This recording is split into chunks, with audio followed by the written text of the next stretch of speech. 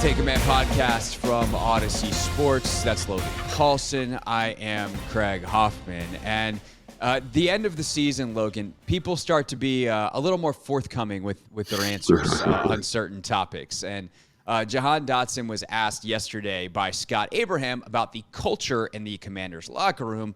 And here's how that went. You're in between the lines. What do you think this team needs going forward next year to kind of get more wins, get over the hump? I would say as far as players, just a sense of culture. We got to have a mindset in here that we want change.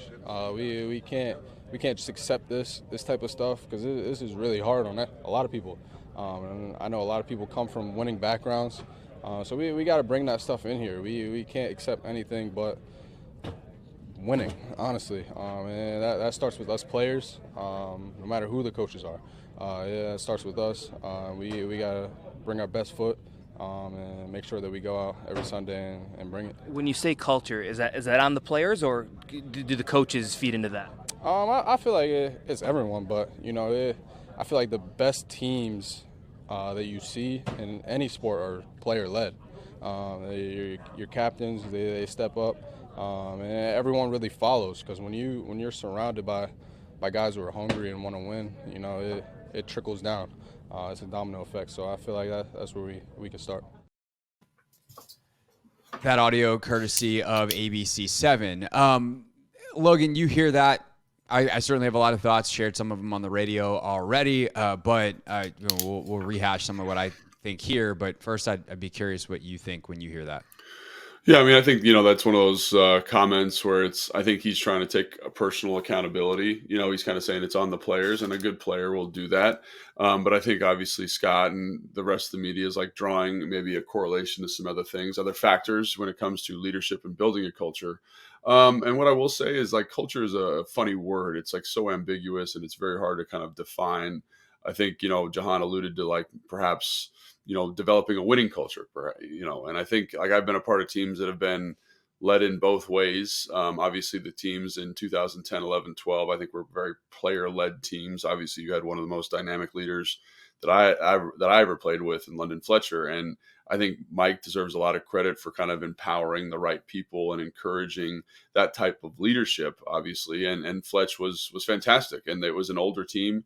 And all those older guys were really good pros. They set good examples for the young guys. Lorenzo Alexander, obviously, Kedrick Golson, Reed Doughty, really high character guys, really high character locker room that could tolerate, that would not tolerate certain things. And as a result, like I think I would characterize that as a team that was very player led and player driven. Then I go to a team like Atlanta, where Dan Quinn had developed this tremendous culture in the building and this tremendous kind of work environment that was awesome. But then the continuity of the players was a very young team. They didn't have a lot of maturity.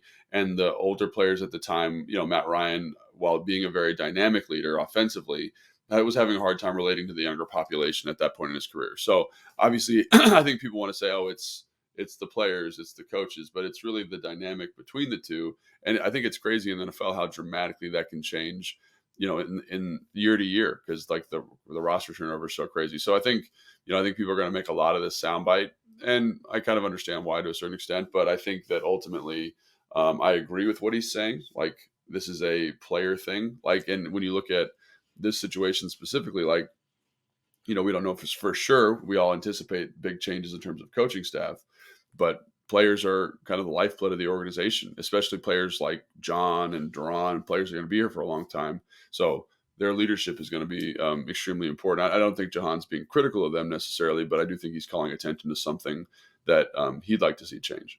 Yeah, I mean, I do think it's interesting when he mentioned specifically the captains, and I don't know the relationship between he and Terry, Terry is obviously in his room, so the relationship there is going to be more important for him as a fellow wide receiver. But obviously John is kind of one of the key voices, if not the key voice in the room. And when you talk about that relationship between players and coaches, one of the things that I wonder about, and this is, I'm going to be very clear here. There are times that I know things and I wink nod and I'm like, I wonder, hey, I don't know anything here. This is me purely speculating, just kind of watching what has happened. and not even speculating, me truly like wondering. Like, John is a guy that I remember after his rookie year, the way he answered questions at the end on like locker cleanout day. I remember going on the Junkies the day after going, I don't care what they do this offseason. If they don't put a C on that guy's chest, they've made a mistake. Like, he is so important with how he thinks about the game and winning and all this kind of stuff.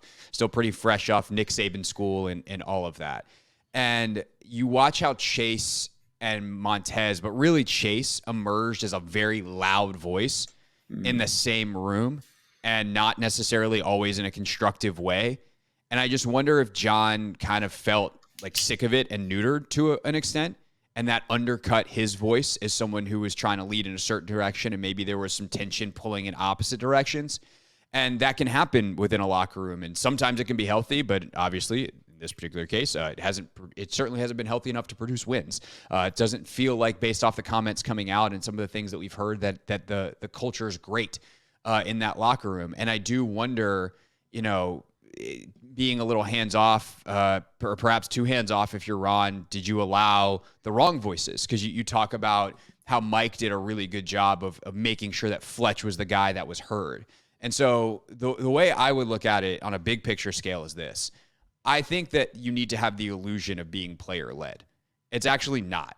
It starts at the very top of the organization of having a clear vision for what you want, empowering the right people. And if you don't have them, bringing in the right people, and then making sure that the standard is set to a point that they're enforcing your standard. And so maybe as a coach or an executive, you don't have to be the enforcer of the culture, but you do need to set it. And I don't know that was done particularly well over the 4 years that Ron was here. And there could be a variety of reasons, from disharmony on the coaching staff itself, and some lack of continuity and lack of communication, which we've talked about in the past, different visions. And it could be big things or little things, different visions of, like, it seemed like Ron and Scott had different visions of the offense. And this year, the coordinator they bring in didn't really seem to match the way they built the team. And so there's these points of friction that makes it really hard for players to even understand what they want the culture to be and what they want the kind of messaging and thought processes to be in the first place. And so, again, I go back to that phrase, like the illusion of player-led, but it's actually because they're just enforcing something where everyone's all on the same page from top to bottom of the organization. Yeah, I mean, I don't know if obviously in this situation, I don't disagree with the way you characterize that. There does seem to be a little bit of, friction's a good word, between kind of the vision of certain members of the staff and I've had conversations where it's like, this person wasn't coaching this the way we wanted it to be coached, and blah, blah, blah, blah, blah, blah, blah. Right. And that does affect the ability for the players to play good football. And I ultimately think it's important to note that, like, good culture and winning culture, like, they're really closely connected, right? So I think back to, like, the Dan Quinn example, and like I said, he's got a great culture. It was awesome to come to work. Really enjoyed the environment there, right? But they weren't winning, and it really negatively impacted the buy-in to that, right? Right. So I think, like, even even with Mike, for example, like, obviously, like, 2012, the culture's great, everything's awesome, and then 13, it's the one that ends in Kyle throwing the ball 70 times at the end of the season. And so I think, like, as much as you want to say, like, it's this one thing or this one relationship or whatever, like, not winning football games is a big part of it, right? Because Ron might I've heard recently that guys are really stoked on Ron being the defensive coordinator. They just like his energy. They like the vibe that he's bringing in, and that's cool to hear. But, that's, like, not a sustainable thing necessarily if you're losing a bunch of games, because people say, well, it's not positively affecting the outcome of anything. So you get a lot of guys who don't buy in. And so so back to the main point, is, like, I don't think there's an illusion of player-led teams. I think there are player-led teams. I think there are coaches that are courageous enough to let that happen, and you have to have the right team for it, right? And I think, like, like, one thing about this team that I've said a bunch is they don't, and this is maybe new CBA issues that you're going to have to deal with when you're constructing a roster, is there's no, like, middle class of the roster anymore. There's not that, like, 7-8 year vet that's hanging around on, like, a $5 million for 3-year type of contract, that's been around, that knows how to be a pro, that can provide some kind of foundational support for the rest of the roster. It's like you have old dudes you have young dudes, and you have way more young dudes than you have old dudes. So the leadership dynamic in the locker room is drastically different, I think. And I think that's something that needs to be acknowledged. And every team's going through it at the NFL, but I look at like the Baltimore Ravens, for example, and they've done a good job of kind of saying, and I don't know how they've done this through their GM and through their vision, their team vision. You always talk about team vision in soccer and stuff like that, of prioritizing certain guys in leadership roles that are veterans, that are, like Picard for them. Like they could have easily let Picard walk this offseason, but they've kept him around. He's a culture piece for them. The linebackers, right? Culture pieces. And so I think that's something that those are decisions that are made, right? And so like, who are the culture pieces here? Because you can't just have two guys with captains on their chest and be like, that those are our culture pieces. It's like in the example of the 2012 team, which is, again, was one of the best team-led, player-led teams I've ever been on. Obviously, you had Fletch, who's like the guy, right? But then you had all of these kind of offensive, you had all these guys that were like in the middle, guys that were going to do the extra stuff. Like I mentioned, Zoe, Kedrick, the offensive line guys like Will Montgomery, Corey Lichtensteiger. Those guys were great because they held a standard not only in their own room, but like for the offense. You said, oh, those are the guys that are pros. And so I look at this team and I'm kind of like, do they have anybody that is not the top, not the bottom, but the middle? And so, like, again, when we're talking about, you mentioned the coaching staff, I also think in terms of roster construction, there's a little bit of an issue here in terms of kind of saying what is our culture and who are the guys that have been around long enough to kind of embody and embrace that culture and then teach that culture to the new guys coming in. So that's why this is such a complicated thing. And I think it's even more of an issue, quite honestly, when you're not winning football games, because I've been a part of teams with bad cultures, like bad standards, but you're winning games like at some point in the year and everything's great. Everything's awesome. You're like, oh, wow, we're going to be good. It ends up being a losing culture long term, right? But it's fine while you're winning, I guess is what I'm saying.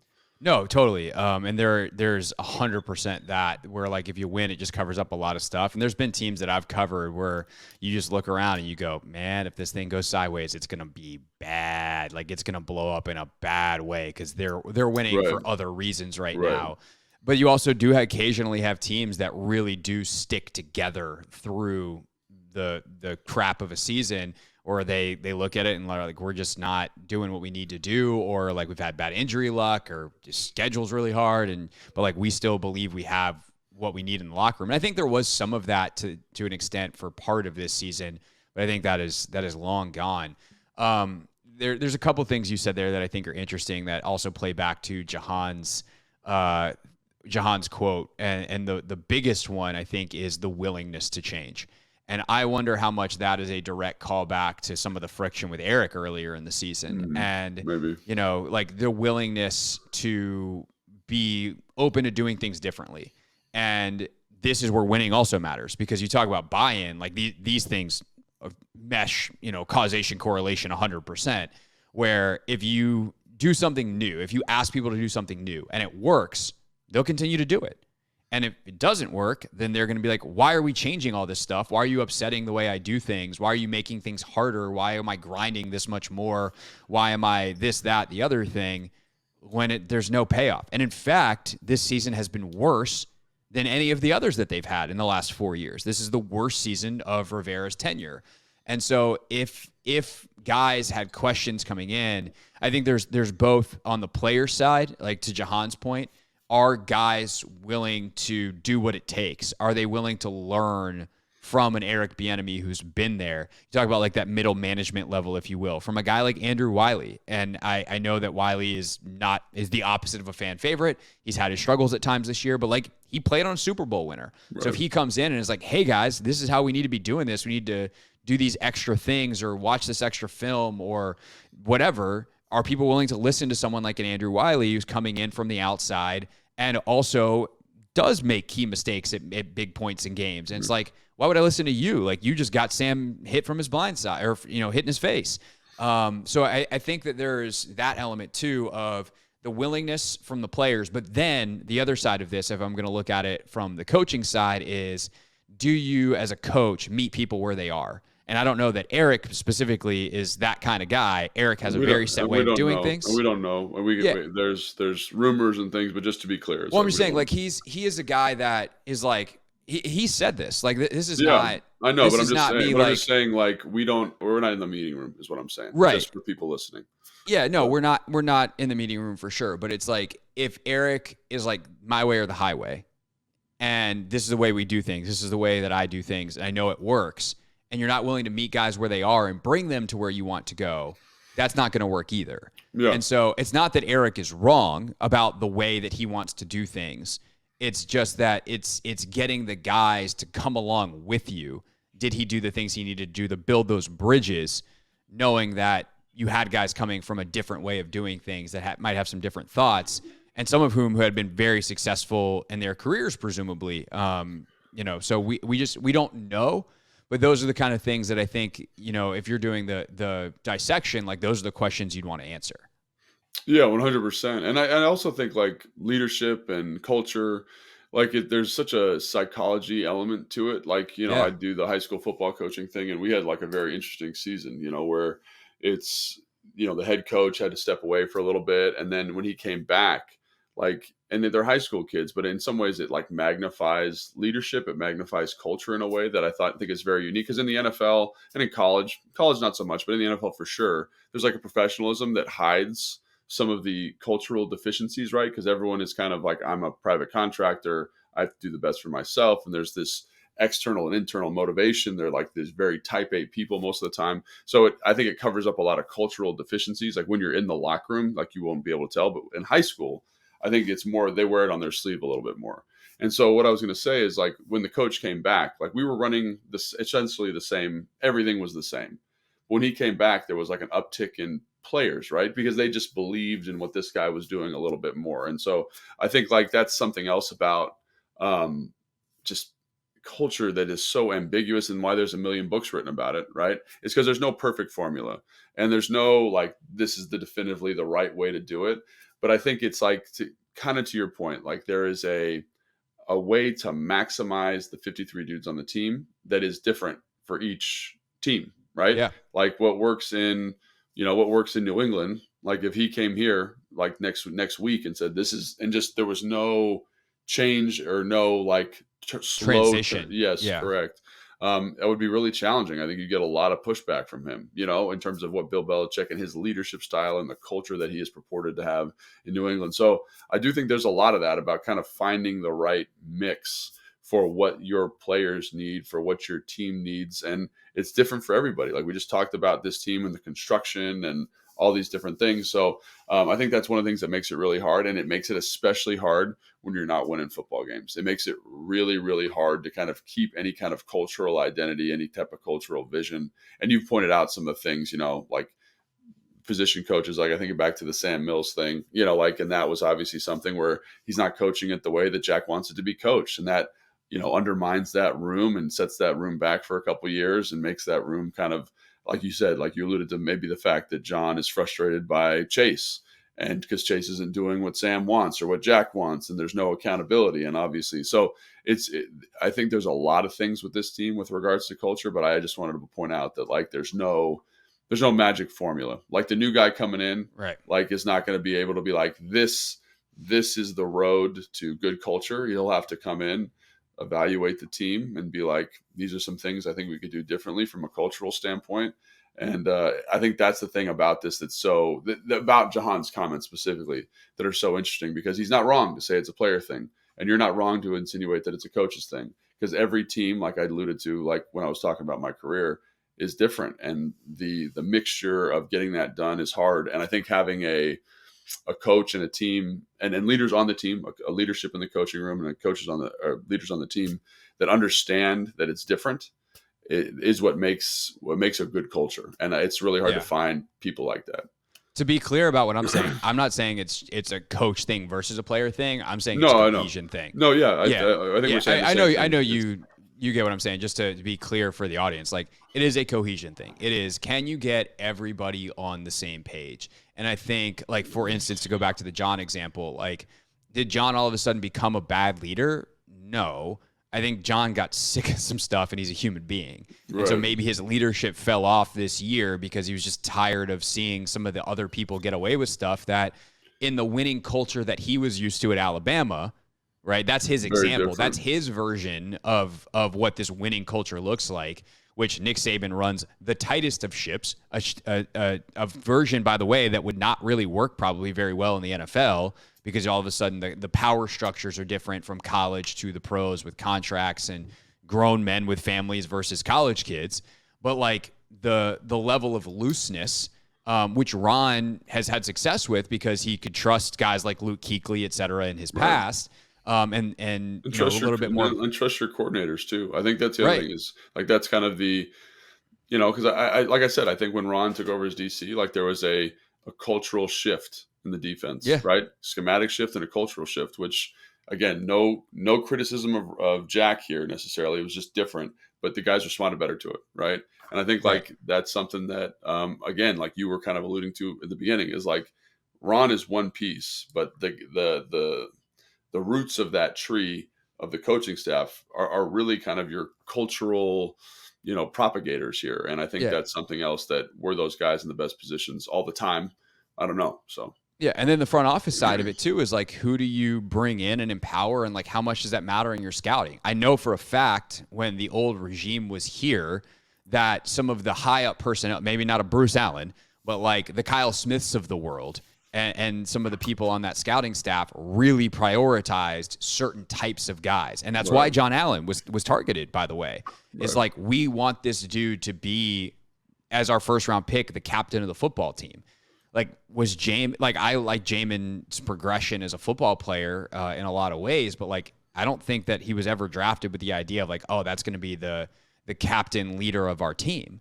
And who you prioritize and what skill sets you prioritize from like the makeup standpoint of who your best players are matters a lot too. And I think that's something too about like that 2012 team, for instance. You have the middle management, if you will, the Lorenzo Alexanders, who's a Pro Bowler, by the way, but on special teams. But like London Fletcher, on top of being your leader, is also one of your best players. Mm-hmm. And that's really important too, is like, do you have, and that's why like I think from a Terry and John standpoint, like you're okay. But do you have other people that are willing to follow them? Do you have other people up and down that roster? Do you have that middle level of player? And, you know, are the people that you're bringing in with the hopes of being your best players the type of leadership character guys that are going to make your football team maximized? And I don't know that was always prioritized here, or maybe it was and they missed on the evaluation, because that happens too. Well, I also think it's just like understanding like what you have in the building too. And because of this, there's so much turnover here all the time. Like, you know, the roles aren't defined. There's a COVID year. Ron's got cancer. Like all that 100%. adversity makes it really hard to have a clear perspective. But I look at like, you know, we talked about DeJuan Jones a lot during the draft in the last cycle, and there was a lot of character concerns about him. Right. And so I do think the team did a good job of saying like, even though he's uber talented, he doesn't fit here. But Cleveland, like, look at the group that they have there. Look at the coach they have there. Like, they can tolerate that because they know that they have the infrastructure to support a player like that. And I think, like, that's something that self-awareness that you're talking about is really, really hard to come by with teams, right? And I think the thing, we're going to talk about this more with draft stuff and the importance of meetings at draft day and all those types of things. But the problem with the draft is there's only one John Allen. There's one guy who's a really good football player, who's wired the right way, who's a good leader. Like, very rarely do you have a player that has all three of those traits, right? But how much do you want to prioritize like a skilled player, and how much can your culture accommodate that guy? I remember with Sean, when Sean was here, they went out and signed Deshaun Jackson. And that was a guy that Mike probably wouldn't have signed, right? Because Mike really, really, really valued kind of these blue collar tough guys. Think about the receivers that were here at the time, like Pierre Garcon, Josh Morgan, like Santana Moss, like good pros, physical dudes. And Deshaun just didn't fit that. But I remember talking to Sean. He was like, I think our culture can handle him, right? I think our culture can tolerate that. And it was really interesting to watch his, you know, he's a great player, Deshaun, and a pretty good teammate, to be quite honest. Like, you know, no complaints about him, but it was really interesting to watch him and his addition in conjunction with Jay's leadership style and how that kind of affected the locker room. If Mike had been here still, I'm pretty confident, like, he wouldn't have brought him in. But if he had, the rest of the team had such high character that it wouldn't have tolerated some of the stuff that Deshaun was doing, like coming late to practice or missing treatment or whatever. Like, but again, like that's how one piece, one change, one difference can totally impact or erode the culture of a locker room.